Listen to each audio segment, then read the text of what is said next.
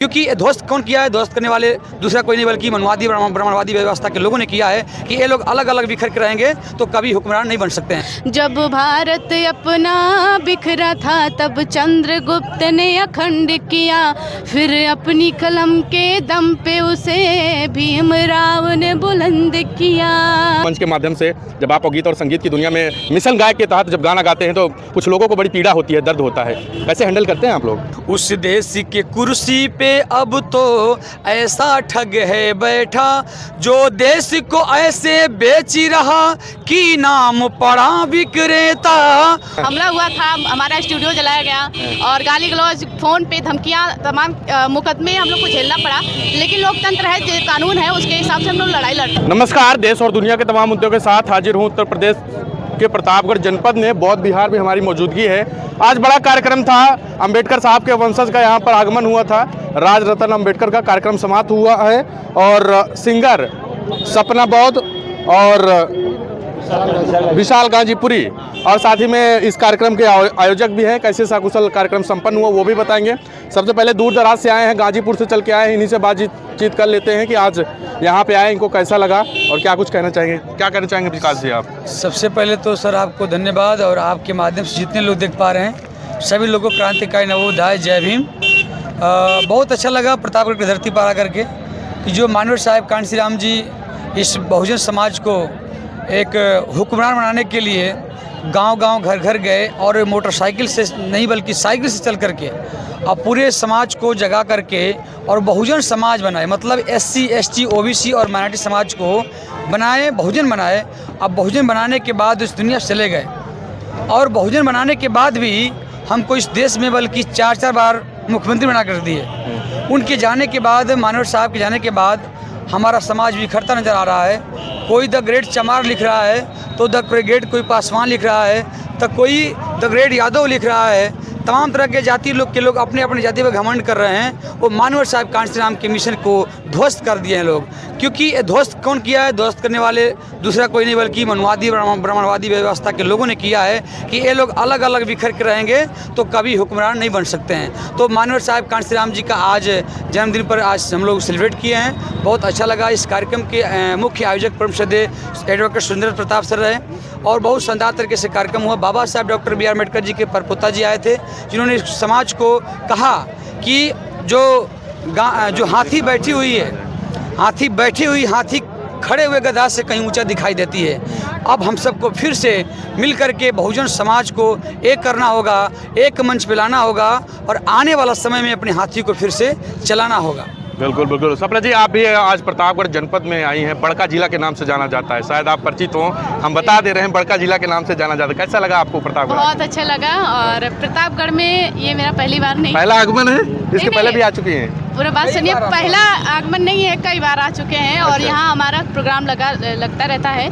आपका Surendra advocate sir के साथ भी लगा रहता है। आज ये इनका प्रोग्राम था, इन्होंने ऑर्गेनाइज़ किया और बहुत ही मेहनत, इनके बारे में 2 शब्द बोलना चाहूँगी। बहुत मेहनती हैं और बहुत एक्टिव रहते हैं, तो ऐसे लोगों को हम लोगों को सपोर्ट करना चाहिए। अब पूछिए, एकदम बिल्कुल फ्री हम लोग आए हैं कोई बातचीत नहीं, बस इनकी मोहब्बत से हम लोग यहाँ पर आए हैं, तो बहुत अच्छा लगा और यहाँ के लोगों से मिलके मुझे बहुत अच्छा लगा। आप लोगों के ऊपर मैं अभी देख रहा था मंच के माध्यम से जब आप गीत और संगीत की दुनिया में मिशन गायक के तहत जब गाना गाते हैं तो कुछ लोगों को बड़ी पीड़ा होती है, दर्द होता है, कैसे हैंडल करते हैं आप लोग?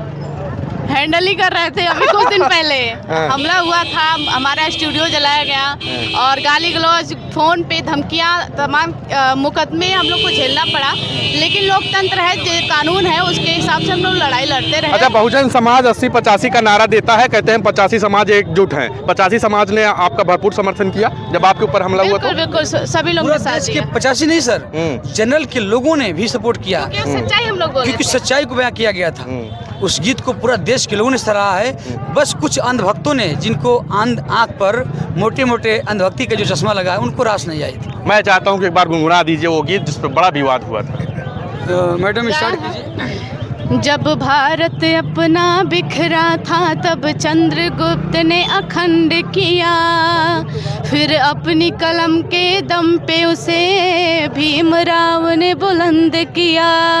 जब भारत अपना बिखरा था तब चंद्रगुप्त भारत ने अखंड किया, फिर अपनी कलम के दम पे उसे भीमराव ने बुलंद किया। कि उस देश के कुर्सी पे अब तो ऐसा ठग है बैठा, उस देश के कुर्सी पे अब तो ऐसा ठग है बैठा, जो देश को ऐसे बेच रहा कि नाम पड़ा विक्रेता। ओ चाय बेचते बेचते अब बन गया देश विक्रेता। आया देश विक्रेता, देखो आया देश विक्रेता, आया देश विक्रेता, देखो आया देश विक्रेता। अच्छा, मैं थोड़ा पर्सनली सवाल पूछ लूँ क्योंकि मैं पहली बार आप दोनों से मुलाकात कर रहा हूँ। तो आप दोनों बहन भाई हो क्या, कैसे कैसा लग रहा है सर? नहीं, एक ही सूट बूट में हो यार ना, क्या कैसे, इसीलिए मैंने कहा थोड़ा पर्सनली हो जाओ। मैं बता रही हूँ, बाबा साहेब डॉक्टर भीमराव अंबेडकर जी संविधान में सबसे पहले प्राथमिकता महिलाओं को देते हैं। संविधान के रहते हुए भी हमारे समाज में महिलाओं को अभी भी गुलाम मानते हैं। लोग घर में रखते हैं, घूंघट में रखते हैं, उनको बाहर नहीं निकलने दिया जाता, इसलिए कि कहीं अगर महिलाओं को बाहर निकाला जाएगा तो ये महिला पुरुषों से आगे हो जाएंगी। लेकिन बाबा साहब संविधान में तो हमको प्राथमिकता दिए हैं, लेकिन हमको उसके बारे में जानकारी हुआ। और विशाल सर की मैं बात करूं तो ये मेरे हस्बैंड हैं। अच्छा अच्छा, मैं पहले वही बता रहा हूँ, मैं पहली बार मुलाकात कर, इसलिए मैंने पूछ लिया। पॉइंट की जब सवाल आती है सर ना, तो परम पूज्य Baba Saheb doctor B are Ambedkar ji पेट में क्या खाएं कोई नहीं जानता था, लेकिन हमेशा सूट बूट में रहा करते थे। समाज को मैसेज दिया हुआ साहब ने। और दूसरी बात, कोट पैंट मैं इसलिए पहनती हूँ, ये मुझे इसलिए पहनाते हैं क्योंकि मैं आज़ाद हूँ, क्योंकि मेरे पास पॉकेट है और पॉकेट में कुछ ना कुछ पैसे हैं, और जिसके पास पैसे होते हैं वही आज़ाद होता है, वही हर चीज़ खरीदने की क्षमता रखता है। आप दोनों पति पत्नी हैं। माफ़ी चाहूँगा, मैंने बहन और भाई का रिश्ता बना लिया, क्योंकि मैंने ये पहले ही कोट कर दिया कि भाई मैं पहली बार मुलाकात कर रहा हूँ। लास्ट में तो वही बता रहा हूँ ना, पहले बता। बहुजन समाज के लोगों को कुछ कहना चाहूँगा कि सवाल भी है, इस सवाल के साथ साथ उसका मतलब क्या जिसको बोलते हैं धक्का बोलते हैं, धक्का भी दिया जा रहा है, और लास्ट में सुझाव भी है।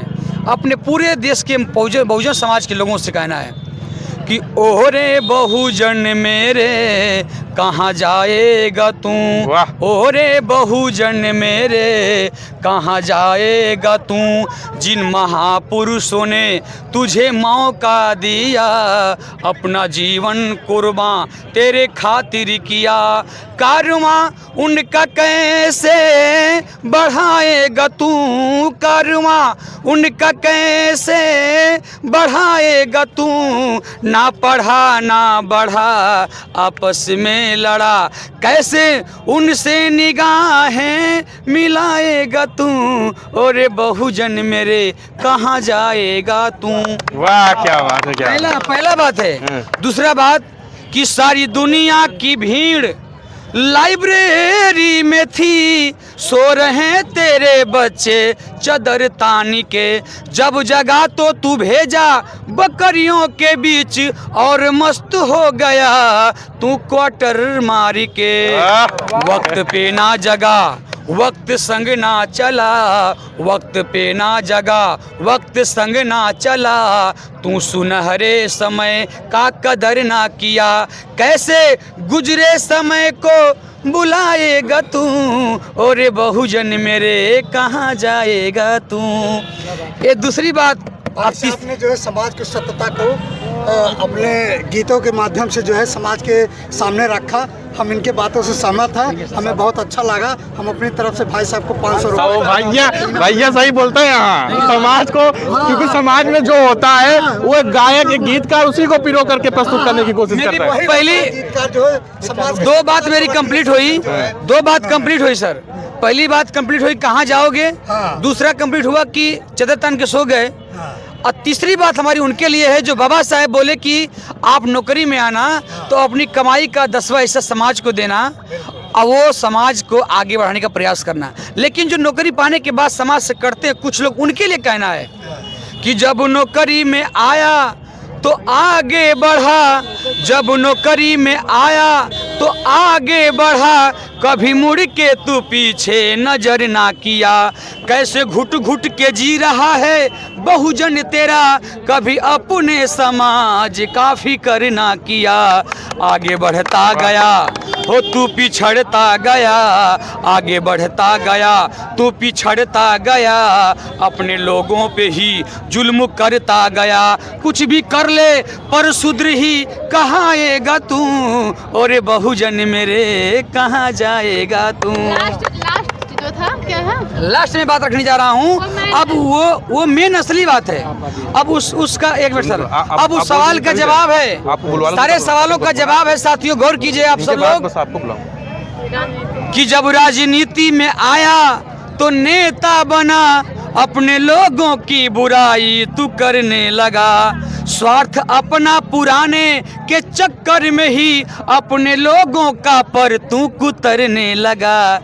होश अब भी करो सारे बहुजन मेरे, एक होके लड़ो सारे बहुजन मेरे, वरना पैर की जमी भी गंवाएगा तू, और बहुजन मेरे कहाँ जाएगा तू। वाह क्या बात है, बहुत अच्छे गायक हैं यार। मैंने तो पहली बार मुलाकात किया हूँ। सपना जी हैं, विकास गाजीपुरी हैं, बहुत अच्छा लगा दोनों से बातचीत करके। अंतिम सवाल ले लेते हैं, इनके ही कर कमलों के द्वारा भैया साहब पूरा कार्यक्रम आज का संपन्न कराया गया, क्या कहना चाहेंगे? आज तो कार्यक्रम समाप्त हो गया है।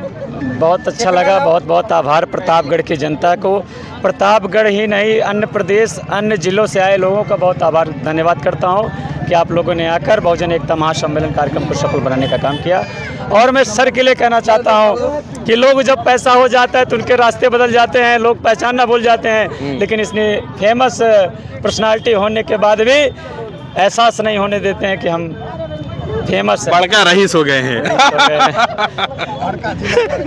तो ये मैं देखा, मैं इनके आवास पे गया था और उसके बाद भी आज भी जिसको आज बुलाओ तो कम से कम 20,000 25,000 लेते हैं, लेकिन इनकी जो सामाजिक गतिविधियां हैं, जो मानवतावादी सोच है, जो मौजन मोमेंट के प्रति इनकी लगन मेहनत है, उसका नतीजा है कि मुझसे कुछ नहीं लिए हैं, वैसे ही आप सहयोग में आए। हम भी लेते हैं 40-50 हज़ार लेते हैं, पता कहाँ, जो अधिकारी लोग हैं उनसे लेते हैं। आप जैसे मिशनरियों के साथ हम नहीं लेते हैं, फ्री में। बहुत बहुत खूब। तो जनाब ये खबर जो हम आपको दिखा रहे थे सुक्तानंद बौद्ध विहार की, प्रतापगढ़ जनपद की है। यहाँ पर अंबेडकर साहब के वंशज राजरतन अंबेडकर जी आए हुए थे, वहाँ की खबरें हम आपको दिखाने की कोशिश करें। बाकी विकास गाजीपुरी, सपना बौद्ध जी और सुरेंद्र बौद्ध सभी के कर कमलों के द्वारा यह कार्यक्रम पूरा सकुशल संपन्न हुआ। बाकी इस खबर को लेकर के आपकी कुछ राय हो, प्रतिक्रिया हो, तो कमेंट सेक्शन पे अपनी राय जरूर साझा करिएगा। मिलते हैं एक नए खबर के साथ, नए मुद्दे के साथ, तब तक के लिए नमस्कार, जय हिंद।